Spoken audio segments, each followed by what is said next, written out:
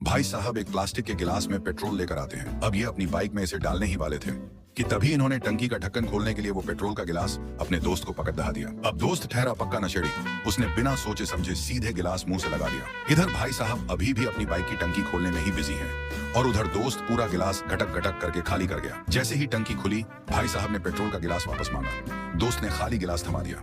अब ये देखकर तो इनके होश ही उड़ गए। भाई साहब ने सूंघ कर देखा तो समझ आया कि दोस्त तो पूरी बाइक का ईंधन ही पी गया है। दोनों एक दूसरे को देखते हैं और फिर क्या, बाइक तो बिना पेट्रोल के चलेगी नहीं। तो भाई साहब सीधे दोस्त की पीठ पर सवार हो गए। दोस्त के हाथों में पकड़ा दिए बाइक के शीशे, बालों से बनाई हैंडल और ओरा ओरा चिल्लाते हुए दोस्त को ही रॉयल एनफील्ड बनाकर निकल पड़े। भाई साहब एक प्लास्टिक के गिलास में पेट्रोल लेकर आते हैं। अब ये अपनी बाइक में इसे डालने ही वाले थे कि तभी इन्होंने टंकी का ढक्कन खोलने के लिए वो पेट्रोल का गिलास अपने दोस्त को पकड़ दहा दिया। अब दोस्त ठहरा पक्का नशेड़ी, उसने बिना सोचे समझे सीधे गिलास मुंह से लगा दिया। इधर भाई साहब अभी भी अपनी बाइक की टंकी खोलने में ही बिजी हैं और उधर दोस्त पूरा गिलास घटक घटक करके खाली कर गया। जैसे ही टंकी खुली, भाई साहब ने पेट्रोल का गिलास वापस मांगा।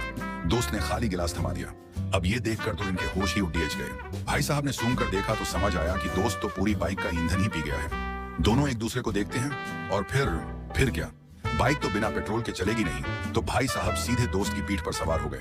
दोस्त के हाथों में पकड़ा दिए बाइक के शीशे, बालों से बनाई हैंडल और ओरा ओरा चिल्लाते हुए दोस्त को ही रॉयल एनफील्ड बनाकर निकल पड़े।